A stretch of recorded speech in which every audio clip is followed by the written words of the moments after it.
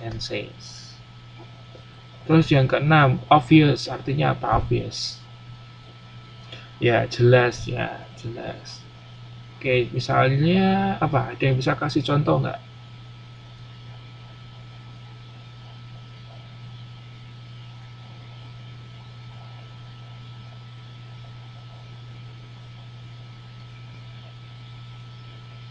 Saya tidak apa?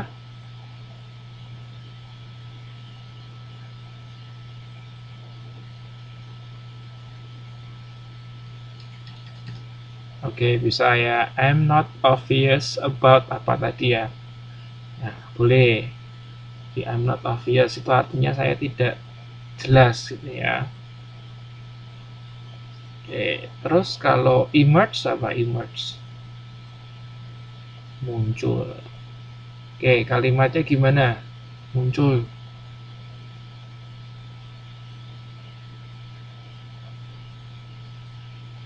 Sebentar, ini sebentar.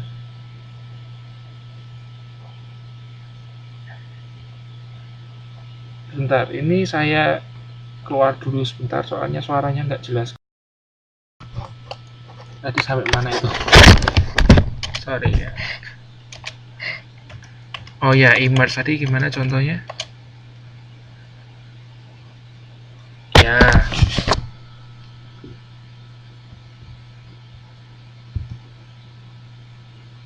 oke betul. Pakainya verb 3 ya, has emerged. Ya, karena ini berarti pakai apa tensesnya? Uh, uh, menggunakan present per present perfect. Ya, has emerged ya. Nah, ini nomor 7 ini banyak yang keliru ya. Jadi emerge itu maksudnya muncul ya. Bukan bukan memunculkan ya. Ya, jadi muncul dengan memunculkan sama nggak? Hah? Nah, jadi bedanya gini. Jadi kata kerja itu ada dua macam. Ya, ada yang membutuhkan objek dan ada yang tidak membutuhkan objek. Nanti kita belajar di modul 3 ya mengenai kata kerja.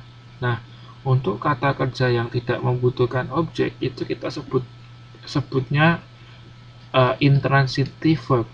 Jadi kata kerja intransitif, tidak butuh objek. Nah, ini emerge ini kalimat intransitif, jadi tidak butuh objek. Nah, artinya muncul. Kalau muncul ya muncul gitu kan, nggak ada objek yang mengikutin kan, nggak bisa. Nah, kalau memunculkan, nah itu baru kata kerja yang membutuhkan objek. Nah, untuk kata kerja yang membutuhkan objek, kita sebutnya transitif. Ya, transitive verb. Nah, nanti kita akan belajar lebih detail di modul 3 ya. Kita skip dulu. Jadi immerse itu muncul ya, bukan memunculkan. Ya, bukan memunculkan. Bu Iyang ya, Bu Iyang. Kenapa?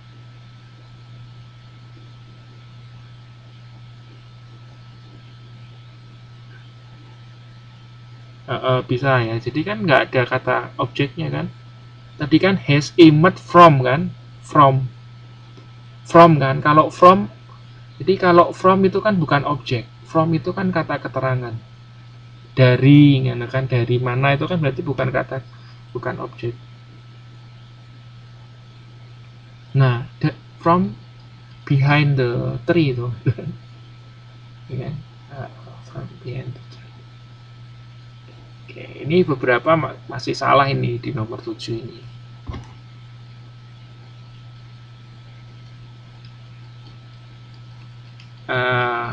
And then number 8 ya, contribute.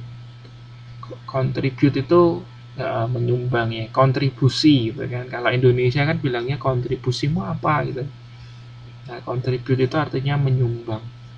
Misalnya apa, Geng? Hah? Oke.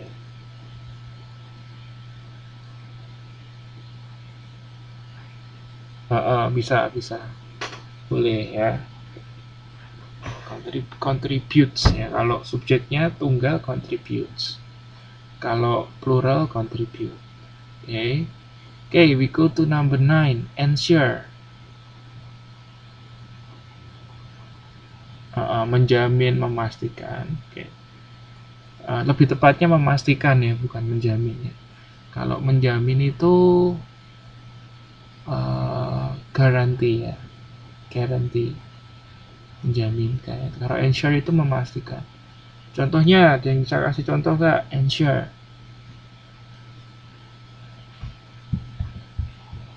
Oke, I ensure, nggak boleh I am ensure ya. I ensure, nggak boleh am. I ensure. Ya, nggak boleh, nggak boleh. I ensure apa-apa itu ya, nggak boleh. I am ensure, nggak boleh.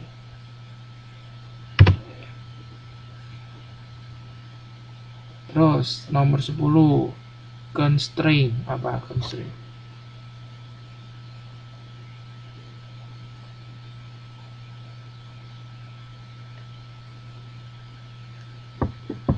Constraint itu batasan ya. Nah, ini juga banyak yang keliru. Ini juga yang banyak keliru. Constraint itu batasan. Batasan itu kata apa sih? Oh, pembatas juga sama ya. Batasan, pembatas itu sama. Tapi bukan membatasi loh ya. Ya, bukan membatasi loh. Ya, bukan membatasi. Constraint itu batasan atau pembatas. Jadi ini adalah kata benda ya. Ya, bukan kata kerja. Nah, misalnya apa? Misalnya time is my constraint, misalnya gitu kan. Time is my constraint. Jadi waktu itu adalah jadi faktor pembatas saya gitu kan. Jadi batasan saya, constraint ya. Nah, ini jangan keliru ya. Constraint ini bukan membatasi, tapi constraint di sini artinya batasan. Noun.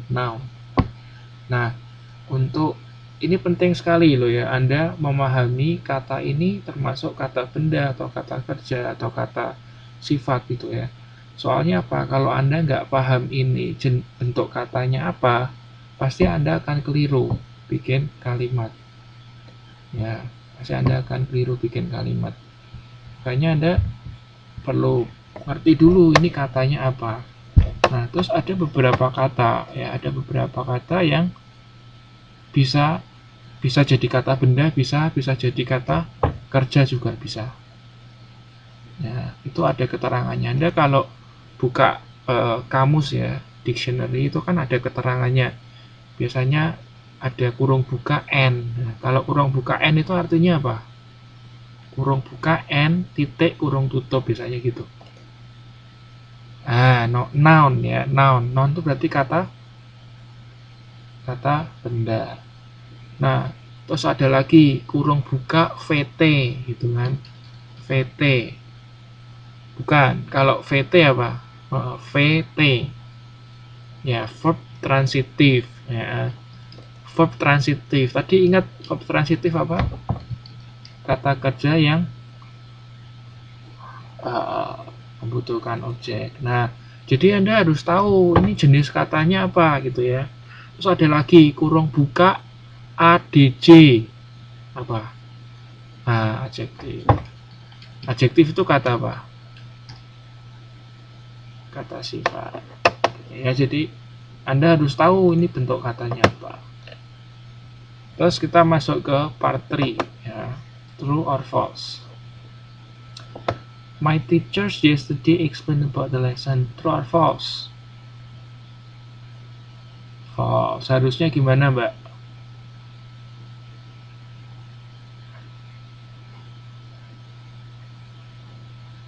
Masih salah.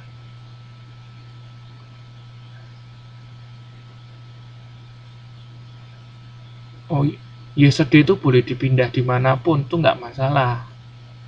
Nah, yang salah Nah, ini yang salah apa? Explain-nya harus dikasih ed.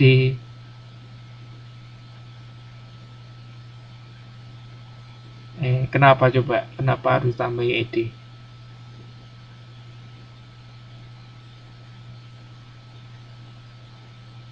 Iya, karena ya sedih. Iya, past tense kan. Kalau past tense kan harus pakai verb 2. Nah, ini banyak yang keliru juga ya. Pada bingung, ini maksudnya apa gitu kan.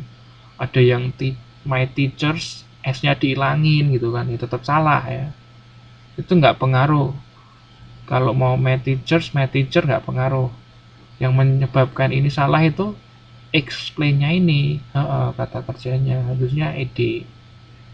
Nah, sebetulnya boleh juga kalau yesterday-nya dihilangin, boleh juga. My teachers explain boleh, ya kan? Berarti kan present simple, simple present tense. Oke, terus number 2, true or false? False. Harusnya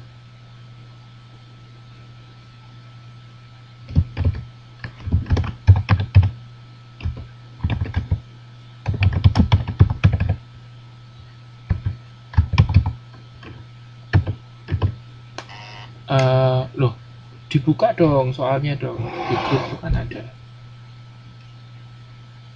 Ya, itu harusnya is-nya diganti, was ya. Harusnya since he was young, was. Since he was young, he has started to play a guitar.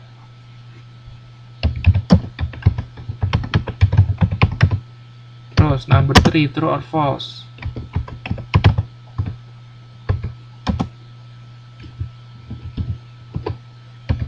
Yo, ya false. False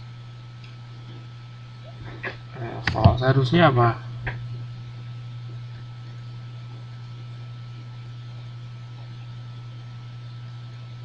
Iya, yang bikin salah itu come-nya itu harusnya came, verb 2 kan?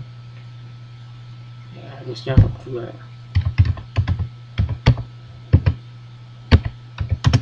Terus number 4,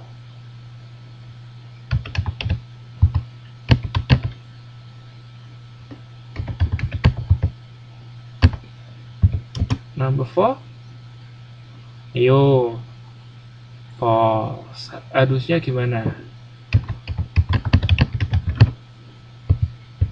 Nah, harusnya written ya, had written, nggak boleh had wrote, salah. Nah, itu berarti tensesnya apa? Tensesnya ini had written, past perfect tense. Past perfect tense fungsinya untuk apa?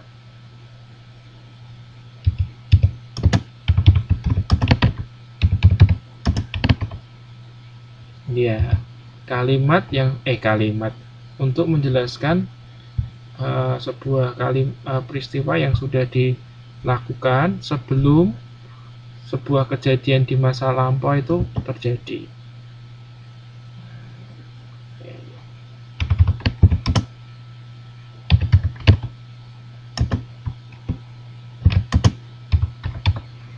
Terus yang berikutnya, nomor 5, true or false?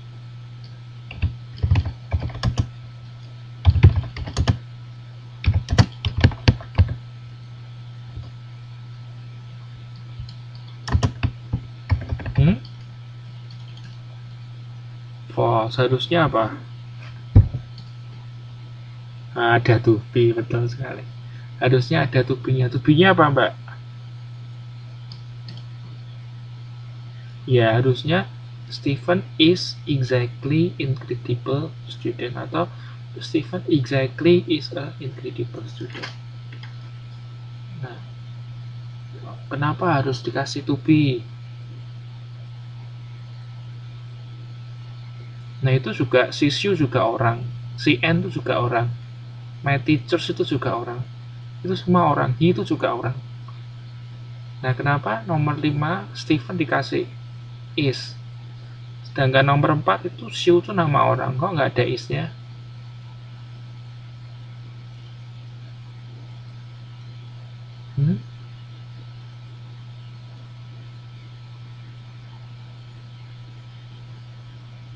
Nah, karena ini adalah kalimat nominal. Masih ingat nggak kalimat nominal itu apa? Ya, lupa deh.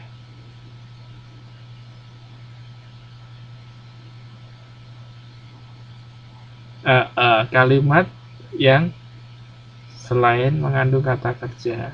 Nah, itu kan tidak ada kata kerjanya kan? Benar kan? Ya, itu kan nggak ada kata kerjanya. Nah, makanya harus dikasih to be. Itu alasannya itu, Mbak. Karena itu kalimat nominal. Ya, jadi harus dikasih to be. Oke, number 6.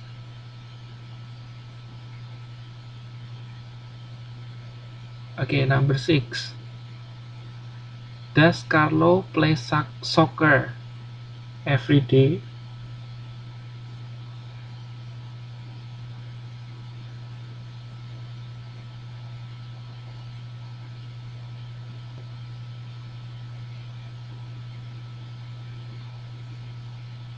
True or false?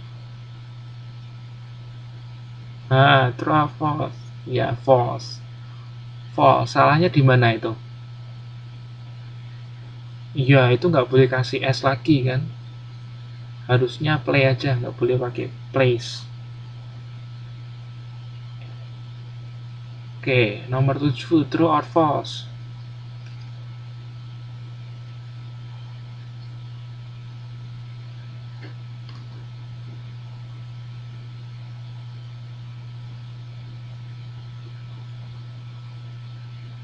False. Harusnya have they been ya. B-nya itu keliru, itu salah tempat itu. B-nya itu harus setelah they ya, bukan sebelum they. Setelah subjek. Nah, ini ada yang bingungi sendiri nih kemarin. Ada yang ini dijadikan kalimat positif. Nah, padahal bukan gitu maksudnya gitu kan. Ya, maksudnya harusnya B-nya dipindah. Terus nomor 8 itu true or false?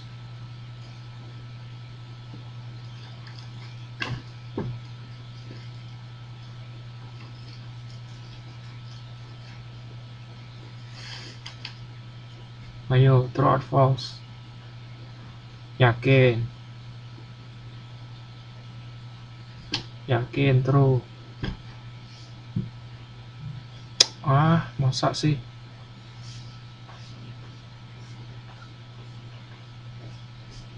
Ayo, nomor 8. Sekarang nomor 8, nomor 9 belum.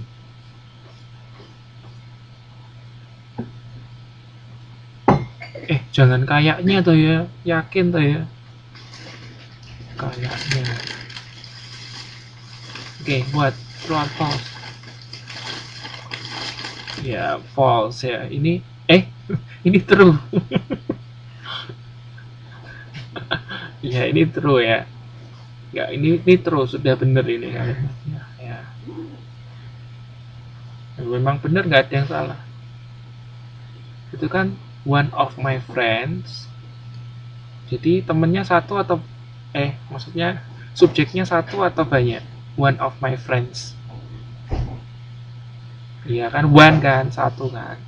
Nah, kalau subjeknya satu atau singular, verbnya dikasih S nggak? Iya kan? Iya, satu dari teman-temanku. Salah satu dari teman-temanku kan, masih temannya banyak, nggak mungkin. Kalau satu toh kan nggak bisa one of my friends. Soalnya satu aja gitu loh. Iya, jadi one of my friends, betul itu. Ini true ya, bukan false. Terus number 9, true or false? True. Ya. Harusnya pakai do, ya, nggak boleh pakai das. Kenapa nggak boleh pakai das?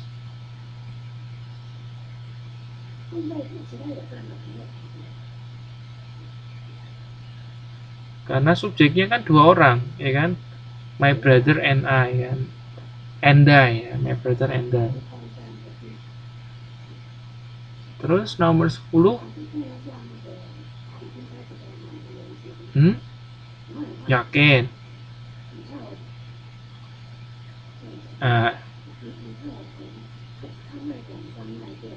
Bener, yakin?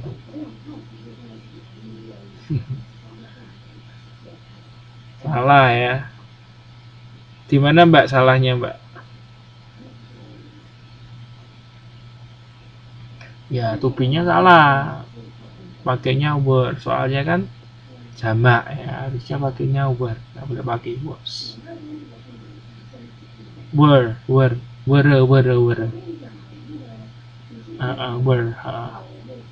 Soalnya kan subjeknya students, bukan student. Kalau student baru was.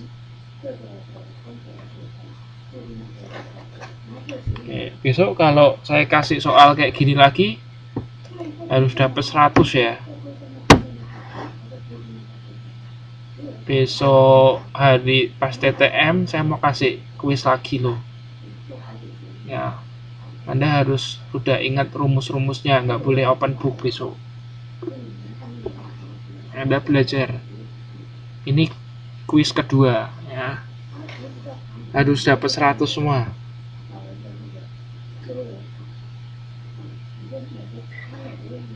Oke, untuk tenses sudah bisa ya.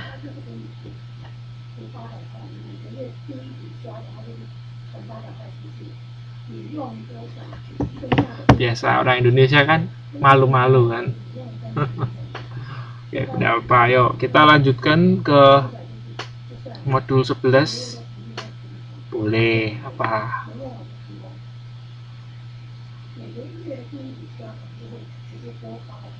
Iya, boleh. Boleh dua-duanya boleh dipakai. Boleh. Adequate tadi loh. Itu artinya sama ya, cukup.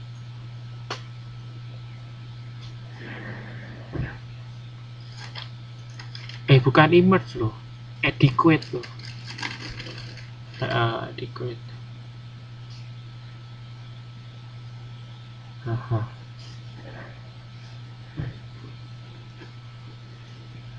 Hawa, bye-bye.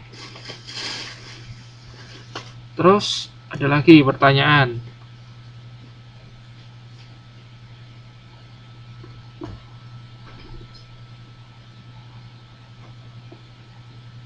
Oke. Kalau nggak ada pertanyaan, kita lanjutkan mengenai comparative degree atau degree of comparison ya. Degree of comparison itu ada dua ya. Bisa dipakai untuk adjektif dan adverb. Adjektif itu apa?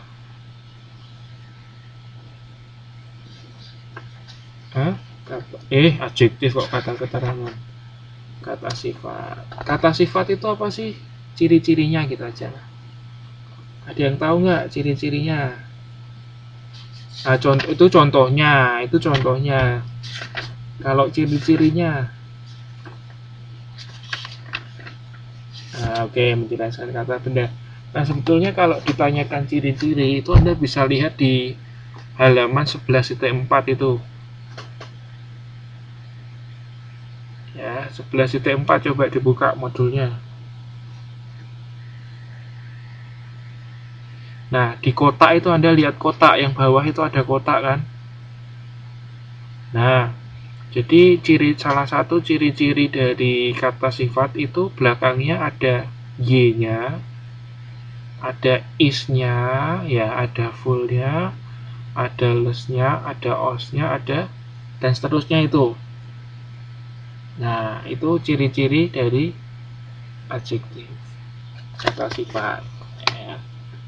Nah, terus selain dipakai untuk kata sifat, ya, degree of comparison itu juga bisa dipakai untuk kata keterangan. adverb. Nah, ciri-ciri adverb apa? Ada yang tahu nggak? Ciri-cirinya. Ciri-cirinya adverb apa?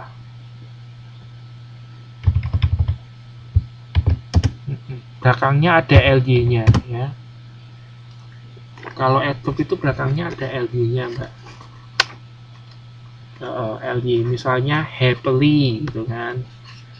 Terus misalnya beautifully. Nah, terus simply ya, politely, honestly, ya, pokoknya ada ly-nya itu. Ya. Nah, kalau friendly ingat ya, friendly itu bukan kata keterangan. Ya, friendly itu kata sifat, artinya ramah. Ya. She is friendly, dia ramah gitu kan. Ya, meskipun ly loh ya, itu termasuk adjektif. Oke, itu ya ciri-ciri ly itu ciri-ciri adverb itu ada ly-nya. Nah, terus gini, degree of comparison selain tadi kan bisa dipakai untuk adjektif dan adverb. Nah, degree of comparison itu ada 3 macam. Ada yang positif, terus yang kedua ada yang komparatif, dan ada yang superlatif. Nah, kalau yang positif itu maksudnya sama seperti, ya, sama seperti. Ya, rumusnya itu S bla bla bla bla S. Ya, bla bla bla bla bla bla-nya itu bisa diisi adjektif, bisa diisi adverb. Sebagai contoh misalnya Mbak Napiaton itu sama cantiknya kayak Mbak Yeni, kayak gitu kan. Ya, Mbak Napiaton sama cantiknya kayak Mbak Yeni. Nah, jadi kita pakainya yang positif ini. Nah, terus nanti Inggrisnya gini. Mbak Napiaton is as beautiful as Mbak Yeni. Mbak Yeni, betul. Oke. Nah, iya pakai S bla bla bla S.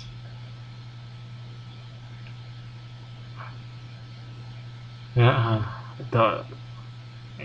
Nah, itu positif. Coba lagi misalnya gini. Napiaton sama pinternya dengan Yeni, coba. Itu gimana?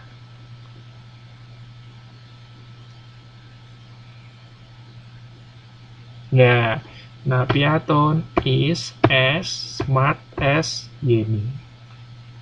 Oke, terus misalnya gini. Napiaton mengatur sama rapinya kayak Yeni, nah gitu gimana? Napiaton mengatur sama rapinya dengan kayak Yeni, gimana ngomongnya? Napiaton mengatur sama rapinya. Jadi mengatur dengan rapi. Jadi mesti ini pakai adverb ya kan, karena mengatur dengan rapi kan. Jadi harus pakai ly belakangnya. Gimana? Napiaton mengatur, Inggrisnya apa mengatur?